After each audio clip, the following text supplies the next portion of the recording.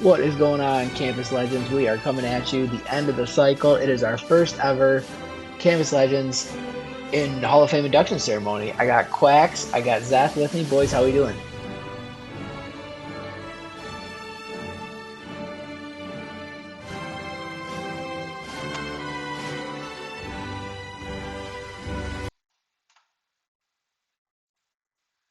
Hold on, they might not be able to hear you. One second, one second, one second. Why is this? Come on. In the chat, let me know if you can hear Zeth and Quacks. Uh, uh, uh. No.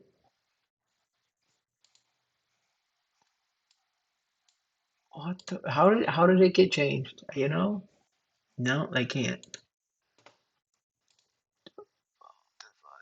We want that.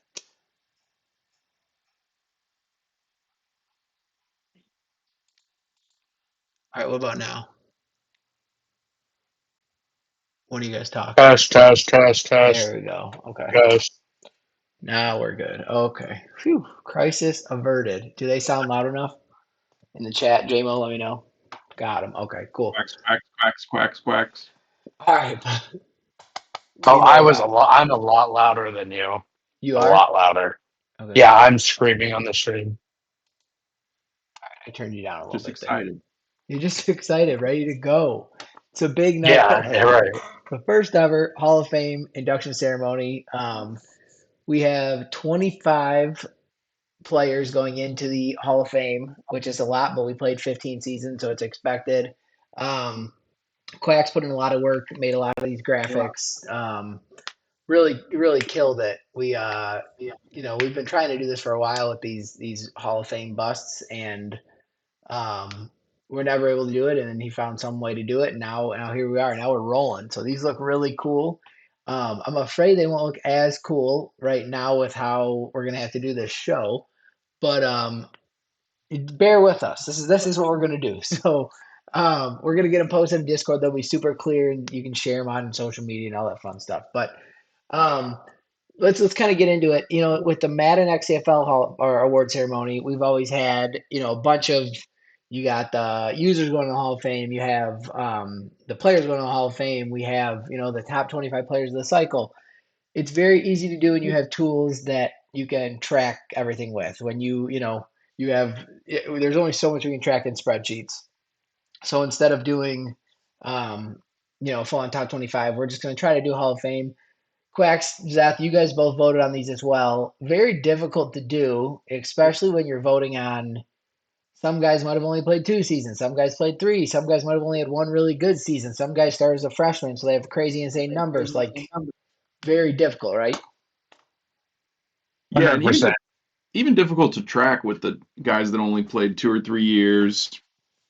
It's easy to just go and see who leads in all the statistics, but it's hard to see the guys that are maybe like middle of the pack in their career, but they've only played 2 seasons.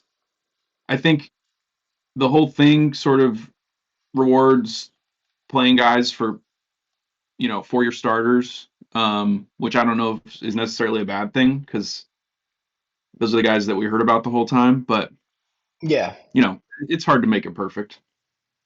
a lot. I agree. The Yeah, longevity really, the yes, longevity really helped with a lot of players. I mean, but there was some players that had some really outstanding 1 or 2 seasons. So like, it stinks, that if they may not have made it, but maybe they did. I don't know. But yeah, I'm just there was a lot of flex between a 4 year starter and 2 years, obviously. yeah. If you think about it though, how many players make the Hall of Fame if they only get to play 1 year? Their senior year, their junior year, they only play 1 year. There's or make anything. Like it's very rare that a 1 year starter, unless he's behind freaking, whoever, for 3 of the 4 years. But at that point, it just so yeah, longevity, multiple years as a starter, multiple big seasons. Like one big season isn't gonna save you. So And we let's just talked about it pretty early on that I think we wanted to try to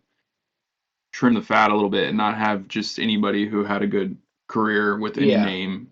get a in, lot right? of we have 25 coming in, which is a lot, but theoretically on that spreadsheet we had like 80 names. So um it's very difficult. I really wish what it really comes down to is you need everyone to record their own stats is what you really need people to do. And it would be super helpful because then we could really throw everything in one spreadsheet, and maybe I'll make a spreadsheet next year and do that. We'll see. Um, but very, very difficult. But shout out to everybody in the chat. We got 14 people watching right now. I know we're battling with the NBA Finals, but this is the best day to do it heading into the weekend here on Thursday night. With that being said, should we go ahead and get into it? Quacks, anything you wanna throw in? Zeth, anything before we get started here? No, I think we can roll. Let's go Yeah, ahead and get. nothing for me. I'm excited. Let's see this. Heck yeah. All right, so here's my question: do we show the bust first or the graphic first? The Mm, bust. Does it matter? show 'em the bust. Break out the bust. Yeah. Let's get Yeah. let's get right into it. Oh, This first. Oh, this AirPod I think is dying. Let me switch AirPods. I hate when you have to switch them up. That sounds better. Okay. Do you guys still hear me? Yeah. Yes, sir. Okay, cool. So this first member being inducted into the Hall of Fame, one of my favorite stories of all of Campus Legends so far. He was class of 2037. He was a running back for the Washington State Cougars. It is none other than Bobby Logan. Um, Bobby Logan was a really cool story. He kind of just erupted onto the scene and kind of was doing it in the passing game, the running game. Was the absolute workhorse stud for Dulles Straw and that offense. A well We got some deserved. spoilers. You got some spoilers back there, Nick. Can you see him? Yeah, well, I thought it'd be blurred out. That's okay. Well, Keep it It's rolling. not. Yeah, it's not. let me fix it. I tried to cut as much off as I could. Uh, Let me see. 620. Let's go. Without I cutting will off the say in the picture. meantime, though, that looks so freaking sick. And I might be speaking for everybody here, but that is a lot of motivation going into the next cycle, trying to get some gangsters out there. You know what I mean? Yeah. Okay. How about that? Can you see a couple things? You can see a Yeah. couple things. That's okay. We're gonna stick with it. Um, Yeah, just roll. Nothing that people didn't already probably expect, to be 100% honest. So, um, but yeah, what's your guys' take on old Bobby Logan here? He was the charge for like 3 or 4 really good playoff runs for Dulles. At least 3, right? Yeah, absolutely. And I mean, that's the big thing at the end of the day that really separates him out from everybody else. From a lot of these other running backs that had great stats, a lot of playoff success, a lot of postseason success, won the conference multiple times. Not just empty stats, like big career for Bobby Logan. And now we can kind of jump over here to his other graphic. Oh. And you can kind of get a little look at the stats here, but almost 4,000 rushing yards, 69 rushing touchdowns, almost 1,800 receiving yards, with another 17 receiving touchdowns. Just a really great all around career from Bobby Logan. So, I love know how QB with no arms made the Hall of 69 Fame. rushing TDs. That's nice. But for real, I actually had one. I played against Mr. Bobby Logan, and I think I only had the opportunity to play him one time. And I believe I felt the impact, man. He was a stud. So I think he's well deserving of a spot. I agree. That I 69 agree. touchdown mark, I think, is second all time next to Busy's guy right there that we already released the graphic for. Yeah, 69 In a TDs is special. distant first, but second place is pretty good. Not bad at all. Let's go ahead and get to our second inductee into the Hall of Fame. And it is going to be Oregon quarterback class of 2023, Chucky Pears. Well, Um, you got somebody in, Nick. I Good got job. one in. That's all I was hoping for. We'll take it. Chucky Payers makes his appearance. Should have four Heisman's. Doesn't have any to show for it, which is a crazy revelation. No national championships, but when he retired, or I guess when he graduated, 4-year starter, and set every NCAA record. So quite the career for Chucky Payers. We can jump.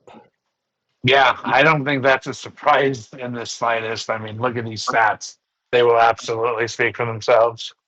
Yeah, it was tough to follow up Miguel Polares, who we already announced he was in the Hall of Fame. But Chucky Payers, 204 passing touchdowns, only 39 picks, completed 76% of his passes, added 38 rushing touchdowns, and 2,200 rushing yards on top of his crazy passing numbers. He was probably out of all the quarterbacks I had, he was the most efficient with the lowest number of interceptions. It was pretty wild what he was able to do. So I think Yeah, that's honestly, yeah. other than one Go guy for that it. we'll talk about pretty soon here, he's probably the player of the cycle, I would say. yeah, it But won't be a duck, got but we'll. one other guy. Chucky Payers makes his mark in the Hall of Fame. Let's go ahead. We're gonna have our first defensive player of the night here, and it's gonna be defensive back out of Miami, Clay Niziolek. Niziolek. Let's go with that. Nailed it. Look at the flow, man, on this guy. The little flick of the hair. One of Miami's all white secondary here. Dude was a monster, and outside of the crazy season that NWS's corner put together, what he really only had one good season. Clay had a great career, and his interception numbers kind of stood out over everyone else, other than the guy who had 20 picks in one season. Um, just a consistent presence. I think he was 99 speed for Miami, one of those early white DBs that comes in. Um, Anyone get to play? I think actually, did you get to play against him? Maybe in your time. Maybe at the very end, um, he might have been a freshman. He was. There was a lot of talent back there. I got a direct quote from Busy. I had DM'd him asking for some screenshots, and he says, "ACC and Miami record holder for interceptions, 4-year starter, only corner to do that. Beat out 3 cornerbacks rated higher in his recruiting class." So I hear that, and I'm thinking, oh, must be like underdog success story. I go back and find his recruiting Yeah, he's a monster. showcase. 99 speed out the gate. Yeah, I mean, the dude was a freak. yeah. It was. Yeah, he made it sound like he's a little guy at the bottom of the depth chart. No, no, no. He was ready to go. But I will say, yeah, at the big schools, if you were, 4-year starters were hard to come by because you had the guys you redshirt that would just be so good. By the end of the cycle, there were barely any 4-year starters unless you'd have to actively sit the better player if you wanted to. So, which I did a lot of times. Busy never did, but 26 picks throughout a 4-year career in that Miami secondary, which Miami was always top 3 in sacks too. So when your defense is getting a ton of sacks a game, it really limits the amount of interceptions that secondary is really going to get. Um, but 200 tackles, 26 picks, 7 touchdowns for the stud defensive back, most likely out of Florida, if I had to guess. So um, Sarasota, Florida. there you go. See, what a guess. I freaking knew it.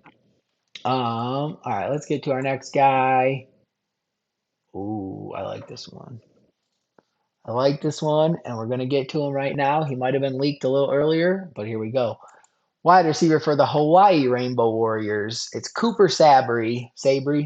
We pronounce it however you want. Class of 2035.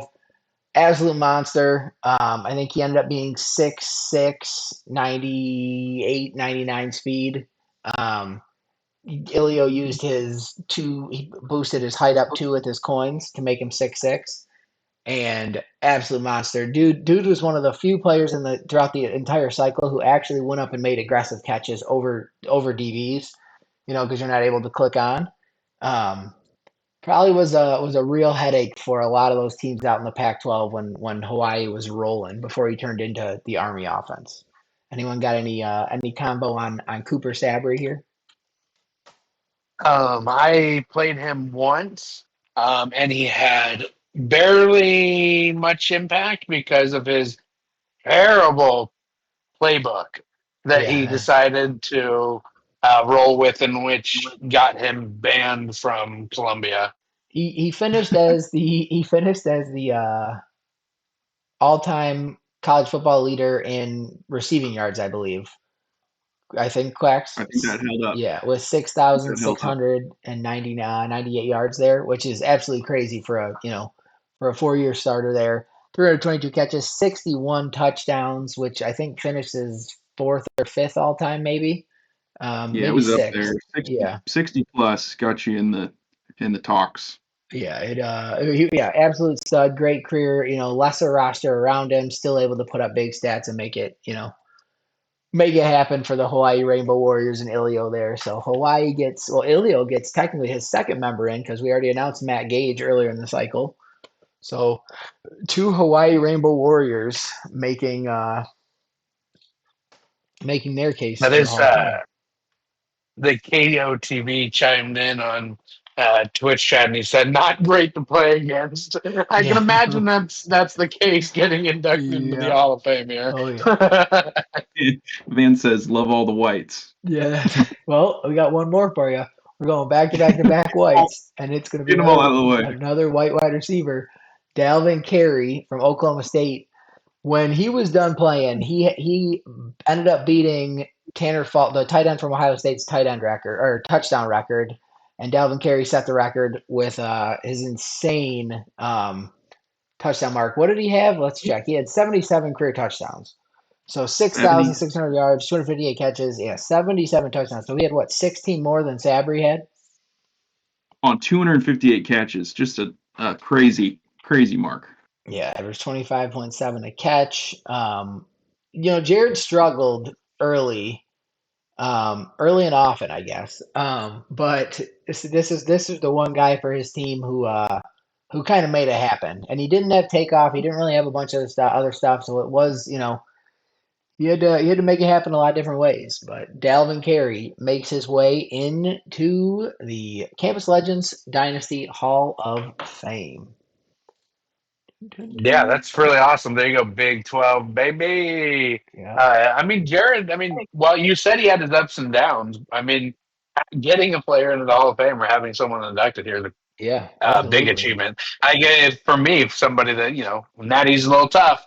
Hall of Fame's pretty badass. Absolutely. Let's go ahead and we'll throw up one. We'll just throw up the bus for one guy that we already have announced, but it's going to be Earl Workman, the tight end for Ohio State. He was part of the second group, I think, that we inducted in the Hall of Fame. And Very this first was, number one recruit, right? dude, yep, the Fresh out of first, the yeah, first number one game. all recruit. He was kind of when we were like, oh shit, there's some, he was like 6'4", 235, and we're like, he can play every single position. And NWS, of course, went with the tight end because that's his favorite position to use. And Workman was a monster for him. It's crazy because, what Oregon was for quarterbacks, Ohio State was for tight ends.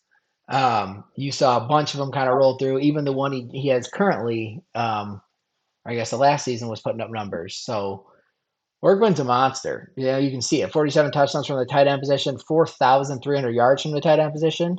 Just a absolute vacuum of a. And this is when Ohio State had most of their success, I believe.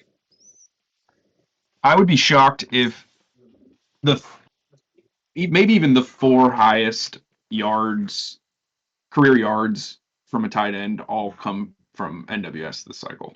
I think I believe that actually because I I mean, So that's know you a saying baseless new stat, tight but end to I'm going to you? throw it out there. Yeah, no, I believe it. Not many were coming from Iowa this cycle, that's for sure. it helped him and it hurt him though because it was a dead giveaway a lot of times where NWS was tougher to play against when he lost his two stud tight ends because he would actually throw to his receivers. But but he obviously tore it up with him. So you gotta stick with your bread and butter. But that's gonna be Earl Workman. Let's go on and we'll go to another Buckeye. And this is gonna be the one we talked about earlier. It's gonna be the class of 2034. JP Clay, the cornerback from Ohio State. Look at the man bun on the statue.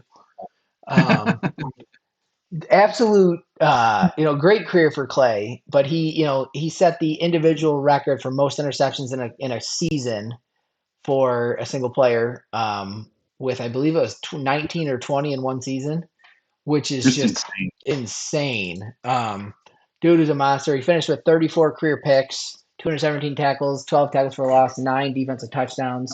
Um, just a great career. Shout out to Quacks for making these screenshots work, because NWS does not zoom in on his screenshots and does not help us out at all with that. Um, but we made it work.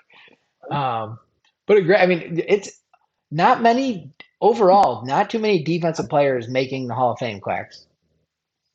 No, I mean it's hard, especially I think back to the 4-year starter thing. There's not a lot of guys that come out ready to go on defense.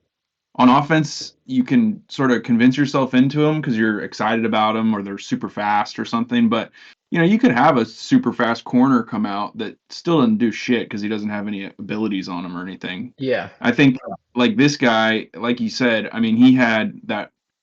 Maybe give him 2 years, but it was that 1 year where that he blew everybody out of the water. Yeah. Because if you think about it, you go 4 picks, 20 picks, or whatever it was. Just like he could have two mediocre seasons, and then if you throw, but he didn't. He had two great seasons, I know, and then obviously he was purple house calling. He ended up being 99 speed. He was a monster. Just someone you had, very very few guys feel different in this game. Like corners, all everyone. If you have the same traits, you feel the same. JP Clay was one that you kind of had to just look the other way, and it was like, you know what, I'm not gonna force it to the right side of the field because I know he's sitting over there. So let's go ahead and go to the other side of the field this time. So um, I know I had to do that when I played against them. My goal was to not throw him a pick, and I think I did throw him one, but very good, very good career for JP Clay. 34 picks. That our most picks we had? Oh yeah. Yeah, makes sense. Play Island, baby. Clay And Island. how are you not gonna grab that man bun if you walk by if you can just like that'd be so tempting. Just like a good All old shifter. right, let's go to our next guy we got, and it's gonna be the boy, quarterback for the Oregon Ducks, Kaliko Conklin, class of 2035. Look at the dreads, man, looking great on the bus. Um, Oh man, swag. Not much to say about this guy. Did what he had to do, put up numbers, one-time national championship, four-time Heisman winner. Um, I mean, my favorite player for myself for the cycle. Oh, why is that one so small? I don't wanna do that. You got to catch the Heisman post. We'll go with that. That one is very small compared to the other graphics. Don't want that one to That's get weird. leaked. But yeah, I mean the numbers speak for themselves there. He Compared to Chucky Pairs, you get 18,000 yards, so he finishes with more passing yards, 228 passing touchdowns, sets the career record for passing touchdowns, completed 78% of his passes, added 54 rushing touchdowns and 2,572 rushing yards.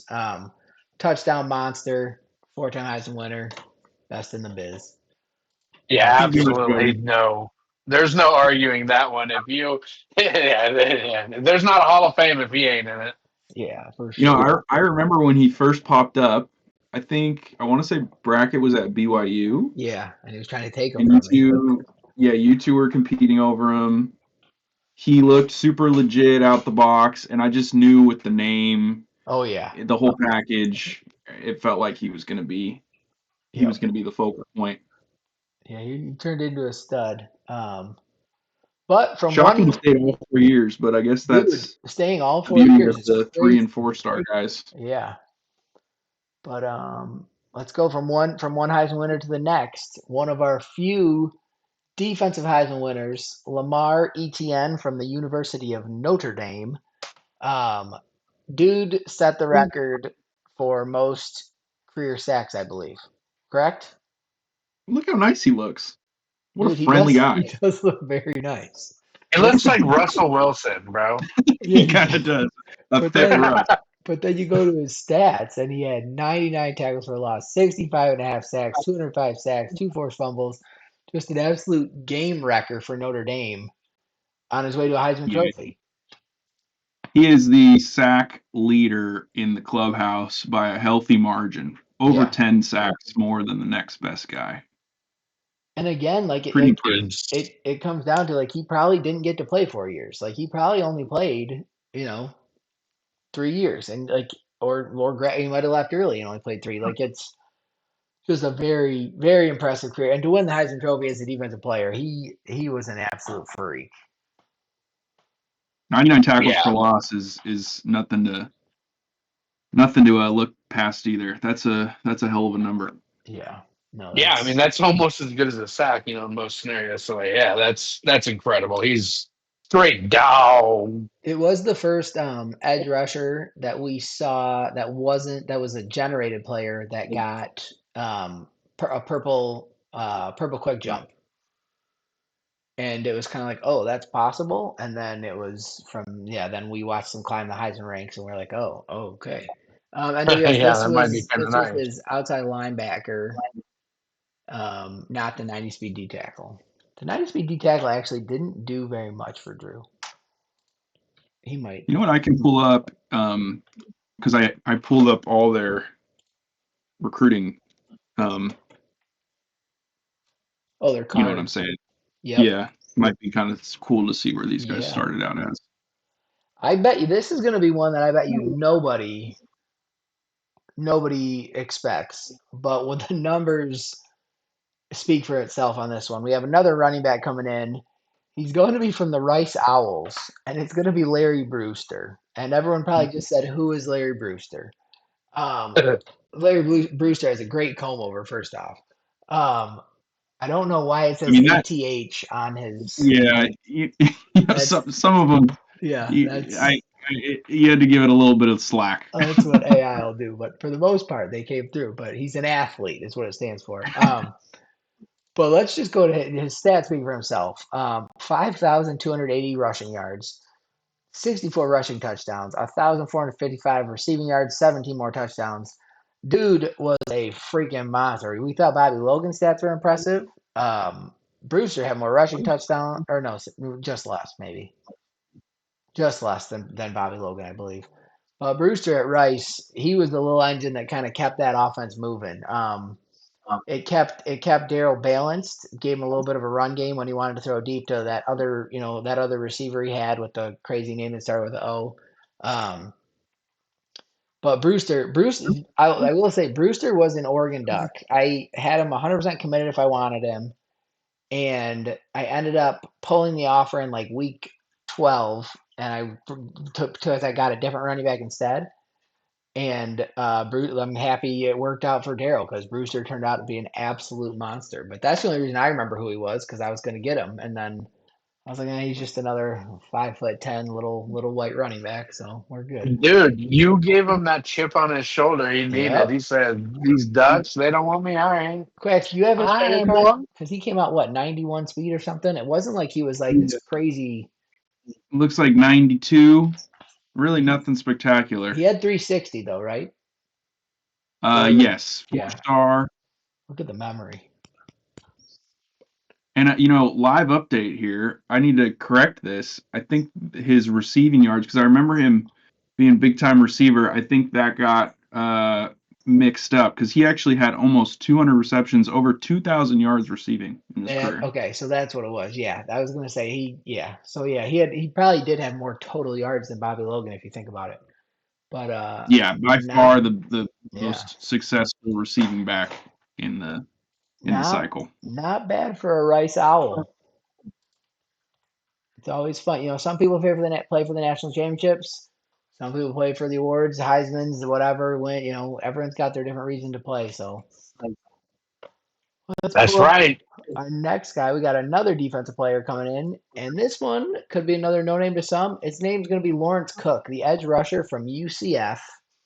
Um, was a dog for JMO. There was like a 3 or 4 year span where JMO had like four DNs who all were up there for the Heisman. And Cook ended up with the best stats out of all of them by far, I believe. excuse JMO's lack of swag as we pull up his picture. 208 tackles, Kaiser. 53 sacks, 88 tackles for a loss, 4 forced fumbles.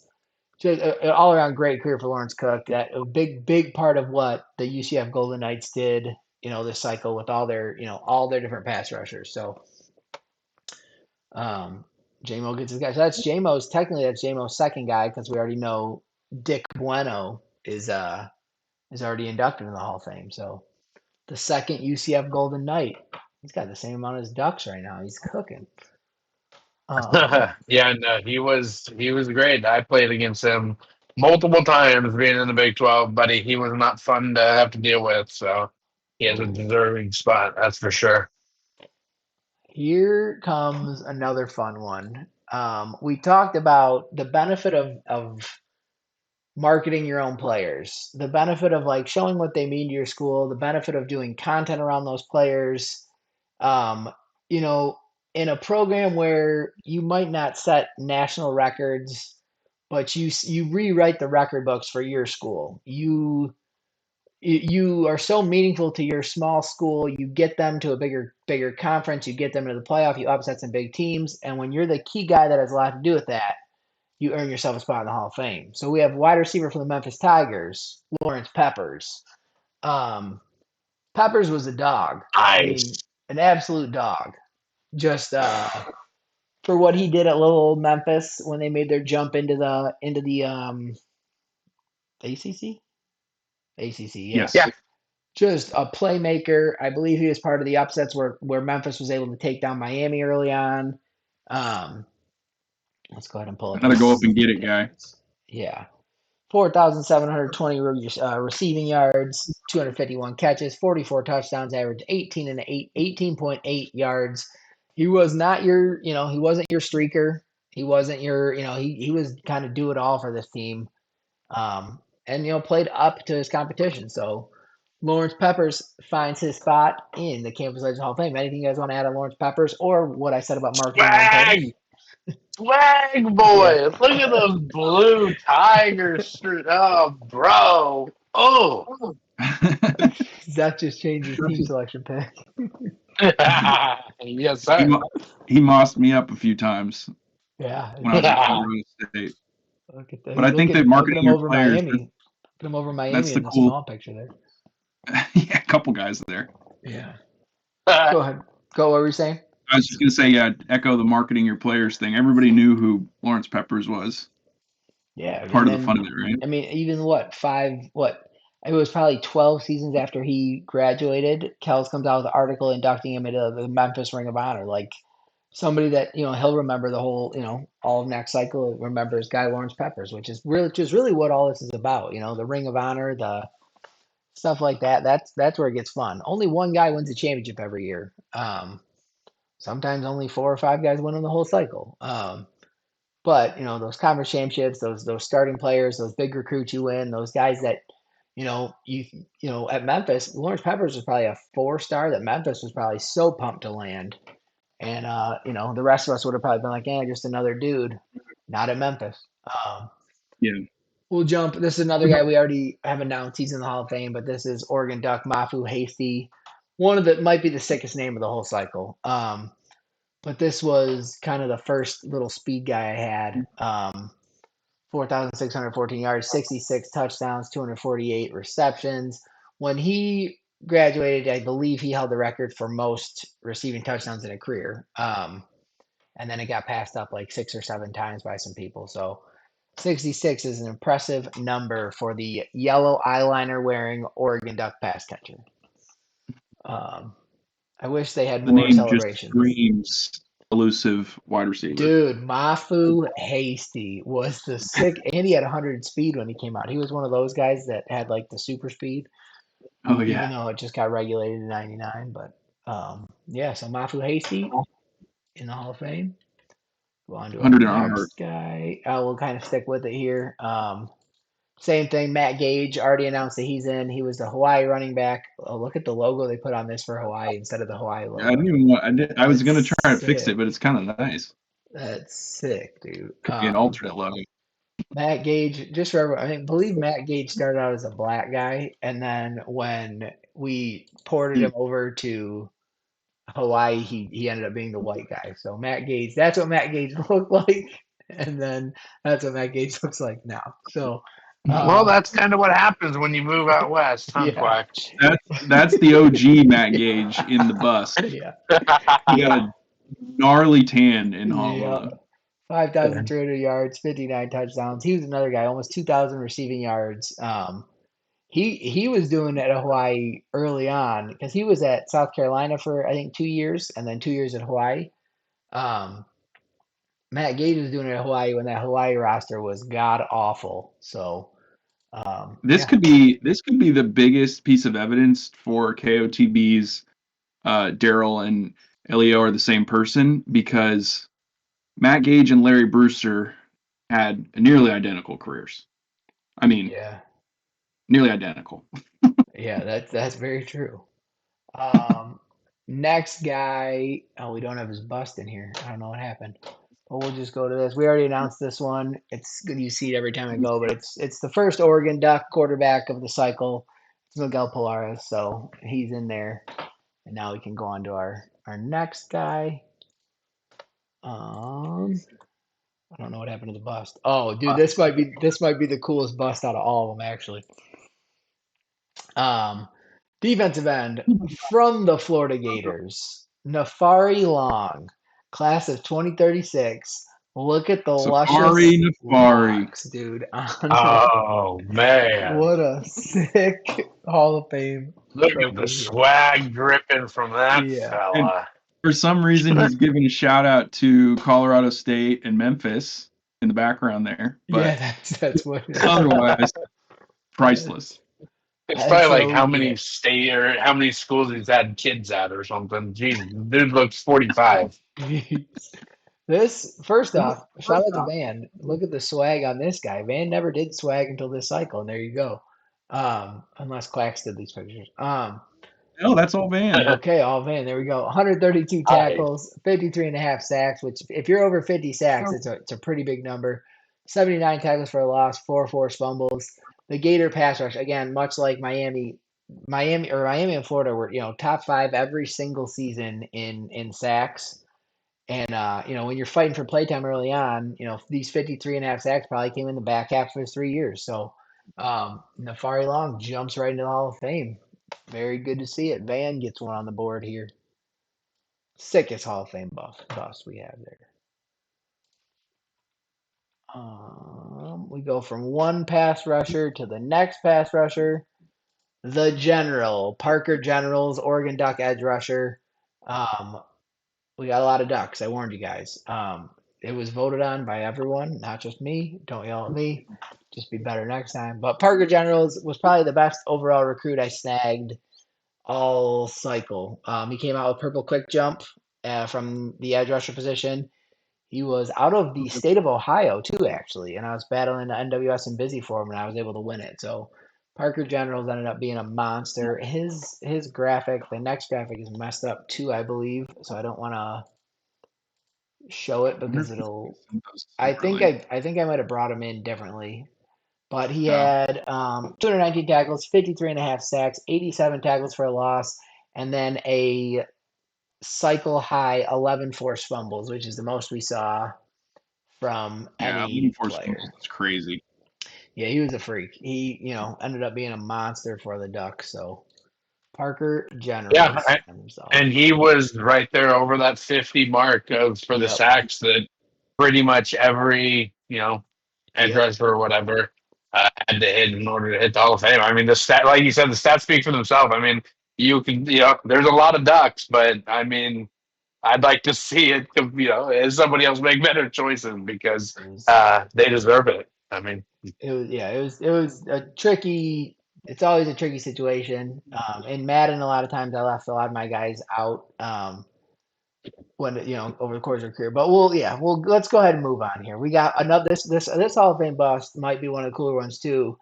It's gonna get our buddy Quacks on the board here actually, and it's gonna be Hey, Rashad Christensen, the running back from Colorado State. Um, You brought in a couple good running backs when you were at Colorado State, and I think, correct me if I was wrong, this guy lost the starting job to another guy in his class, and then all of a sudden got like some super offseason boosts and became the starter over that same guy and Yeah, so took this off. guy, I had two guys. One was 95 speed, and Christensen was 96 speed. But the other dude was just like he had sidestep, he had all the bells and whistles, and then I ended up redshirting Christensen, and over his freshman to sophomore year, he went up to like 92 juke or some insane juke number.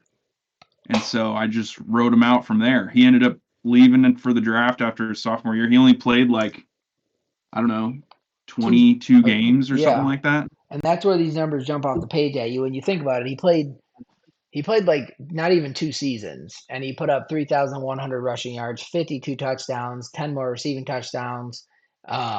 Dude was a monster, little tiny dude too. You could tell by his picture. But an absolute stud in the 2 seasons there, and a Heisman Trophy winner. Heisman's are tough to come by if you weren't in Oregon. So shout out to Rashad Christensen for snagging one of the Heisman trophies. Um, but an all around great career for the little man. Yeah, I Yeah, he's remember. I crazy. do believe he was the starter that I played against you when you're at when it was. I believe was it the first season at Colorado or second season at Colorado State that he was He there? would have been the third season.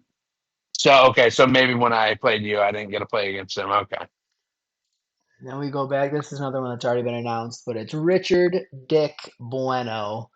Um, One of the early recruits. He was the first guy ever inducted into the Campus Legends Hall of Fame. Absolute monster career for Dick. dude, I goes know so Pat's hard. leaking them too. 2,000 yards. I'll just bring that one up later. We won't leak the next couple. But he was able to put up 2,000. He only played a couple seasons too. He left early. He ended up getting really high rated. But when you look at his career compared to some of the other running backs that are out there now, they doubled him up in some stat categories. So, but early on, that's where the goal of trying to pick out guys in their eras, and trying to be like this guy dominated for and find guys who might have only played a couple seasons here and there. Because when you stack him up, or him or Lawrence Peppers up against some of these other guys, it's like, why are they making it? Like, but in the grand scheme of things, it's different. So, You know, we did Yeah, look at this I like a couple. We ended up looking at it like a couple years at a time, right? yeah, We'd yep, add guys each year. We'd vote. We yep, revisited at the end, but yep. it was not just looked at from a End of cycle long cycle. perspective Yeah, and more of a couple seasons at a time thing. yep. Let's go ahead to our next guy. We have another Heisman Trophy winner, and his name is Sean Demento from San Diego State, running oh back, absolute stud.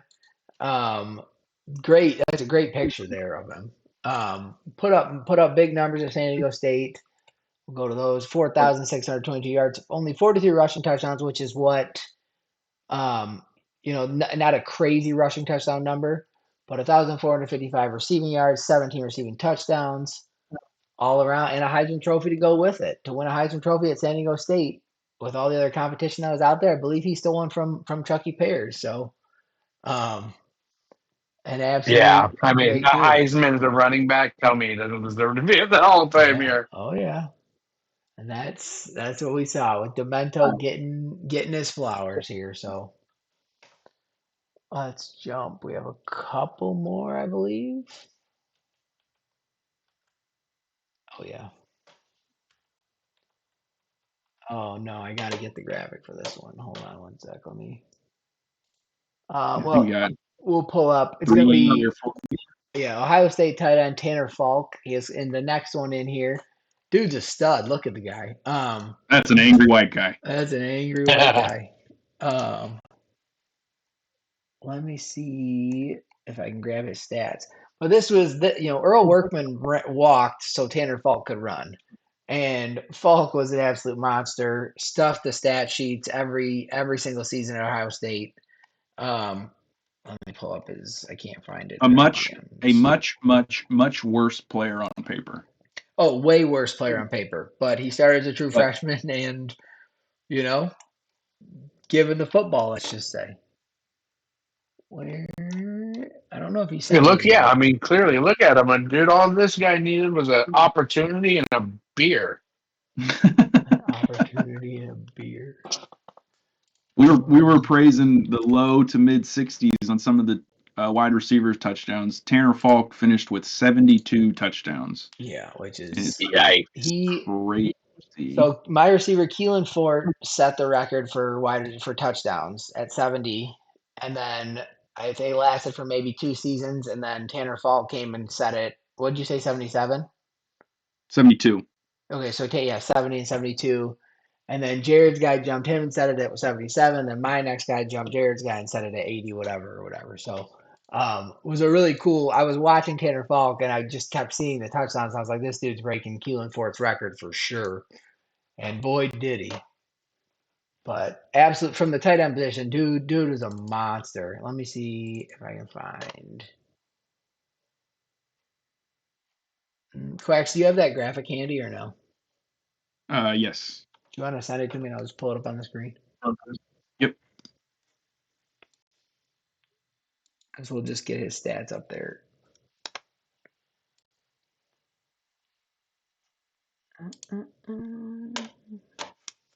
We can move on to the next guy. Wait, though.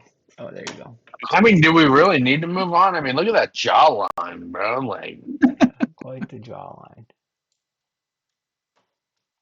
Bum, bum, bum. NWS nailed the screenshots on this guy. Give him credit. Yep, there we go. Tanner Falk. You can't see the numbers, but I'll read them out loud because the screen's cut off. 5,600 yards, 380 receptions, 72 career touchdowns. A big time career for the Ohio State tight end. So the second he said he Buckeye was like tight a end. 78 overall, too. Yeah, his entire time. I think we have 5 left. Oh, geez. All right. Let's move on. We got back-to-back guys with the same Only name 5 here. left. Wide receiver for the Oregon Ducks, the guy I just mentioned, actually, Taylor Gold. He just finished his senior year, so he graduated right at the end here. This dude just put up numbers. It was Kaliko Conklin's go-to guy. They played all 4 years together. And what Gold did in his time there, 5,984 yards, 82 touchdowns. No takeoff on the guy. He was only 91 or 92 Excel, I believe. But you see it was more of the yards after catch is what Taylor Gold kind of excelled at. He only averaged 19.1 yards per catch, which is very low compared to most of the league. So go ahead, Quacks. Oh no, go ahead. Yeah. Oh no, just Touchdown touchdown touchdown record there. speaks for itself. Yep, he He kind of did. snuck up out of nowhere. I mean, I think you had probably 3 receivers that were in the talks here. Keelan Fort, you mentioned a couple times, maybe a slightly bigger name, but Yeah. Taylor Gold beat him out in almost everything. Yep. Beat I think I grabbed Taylor Gold from Miami. We me and Busy were battling. So that's always a nice win. But then Busy ended up getting like the 5-star and I got Taylor Gold who was a 4-star. So I think he probably benefited from playing in a couple of Conklin's formative oh yeah. years. Yes, lots of Um, opportunities. yeah, so the yards were there to be had.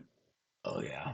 The next player, probably the most explosive player in his years in the Campus Legends dynasty.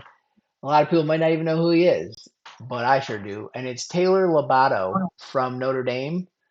He is the greatest kick returner in the history of college football. Let's just start out by saying that. What he did in the return game alone gets him into the Hall of Fame. Um, and then you look at the rest of his stats too. He 2,000. You got the receiving yards on there. 2,900 receiving yards, 45 receiving touchdowns, 14 kick return touchdowns, 10 punt return touchdowns. He had 24 return touchdowns in his career. Find me a What the player. hell? Find me a player more explosive. You won't, because he is a touchdown machine and a hell of a career. I think he was one of the first guys. He came out with pink shifty or purple shifty, not pink. I already forgot the color because I haven't played in so long. Um, and Drew just went to work with him, and I think he won Return of the Year 2 of his 4 years, which I don't know how he didn't win it all 4 years. But a hell of a career for Taylor Lovato, one of the best Bro, returners. it's like just kick it out of bounds, dude. Yeah, yep, Like, yep, 100 I used to percent. go when I would update the stats every year. I'd always forget to look into the return column, and so I'd make a point out of it. And then a few years after Lobato graduated, I just kind of stopped Yeah, because because nobody was. nobody. I mean, it was even. I mean, the next best guy was at like six, Yeah, seven yep. tops. He's at 24 touchdowns. Yeah, 24 touchdowns in the return game is absolutely crazy. In but a 6 is great too. Yeah, oh yeah, Like, it really is. But it's yep. almost like he needs to stand alone as the Hall of Fame returner. Special Yeah. teams guru. All right, we got one, two, three left. Okay, three left. Two on the defensive side, one on the offensive side. One of them's already been announced, but let's get to the other two. It is going to be the 6'5", 250-pound safety for the Oregon Ducks, Terry Archibald. Archibald was a bigger version of Earl Workman, who was supposed to play tight end. We decided real early to switch him to safety, and he played safety sub linebacker. Got Purple House call as a true freshman, and started 4 years for the Ducks, and the rest is history. Crazy amount of tackles, 376 tackles for 7 fumbles, 26 tackles for loss, 20 interceptions from the linebacker position, forced fumbles. Like I said, dude is a monster. Um, not we didn't have many people over 20 interceptions. Elio, no kickers will ever make in my Hall of Fame. Ever, ever. That's just never gonna happen. But this dude Archibald was a game changer for me. Where I realized these athletes, you can move them around and like really if you land a couple of them, they all can't play. You're not, instead of sitting them on the bench and waiting, why not just pop them over to a different side of the football or let them play somewhere else? So he would have been a stud tight end, but at Oregon we don't use our tight ends, so linebackers, sub linebacker seem to make more sense. So that's gonna be Terry Archibald. Let's go ahead and move on to our next. An imposing presence out there. Whenever I'd turn on an Oregon stream, Oh he was yeah. like twice the size as any other dude on defense. Yeah, he was a dog. He had some big seasons. I think he had 3 seasons where he had at least 8 interceptions. No, that math doesn't check out. But he had some No, good. we'll roll with it. Yeah, Just yeah, roll with it. maybe the graphics wrong. Let's go to our next defensive end here. This is gonna be the all-time leader for the most tackles for a loss in a career, and it's gonna be Tim Sapp, the edge rusher for the Kentucky Wildcats. Um, Oh no, he was a center fielder, a true linebacker. oh, he wasn't he? He played middle linebacker. Yeah. Yeah, well, he set the record for most tackles for loss. The only guy we saw cross the 100-yard, 100 tackle for loss mark, I believe, over the course of a career. A do With it all monster for me. yeah, The guy That was 300. everywhere. tackles for loss, yeah, that's what did it. When I saw that, and when you see it on a spreadsheet, just compared to all these other questionably Hall of Famers, The and his yeah, tackles for loss just stood out, dude. It was like, why do we have 3 digits here? Like, what yep. the hell, man? The only off-ball linebacker that made it into the Hall of Fame. Really, it was a position that you really didn't. There wasn't much going on. I feel like, and 10 picks is a lot for a middle linebacker in this game. 7 forced fumbles up there, 15.5 sacks. So a great career for Tim Sapp and his 107 tackles for a loss. And we got one. Oh, the last one. It's not. Sorry, it's not as exciting because we already know he's in the Hall of Fame. But um, it's Miami running back Tyler Nn, I think, Nn. Um, just a dog. He was an early inductee early on. He ended up setting. I guess we can show this now because everyone had already seen. I don't know why that one's small, but 5,000 rushing yards, 94 rushing touchdowns, which is just an insane number. Clearly set the record for most rushing touchdowns in a career. Won a Heisman Trophy, I believe. One, maybe two, Yes, one. at least Busy. one. Yeah, at least one. Won a lot of trophies. I don't know. Did he win a national championship trophy? I don't think so. Maybe one. I feel like he was before the run, I but think so I too. For the can't. dynasty, he opened the door. Yep, he walked so the rest of the Miami 95 speed powerbacks could run. Um, and boy did they. But that's gonna wrap up our Hall of Fame inductees. We'll have to get one big graphic with all the busts on it. That could be pretty cool, I think.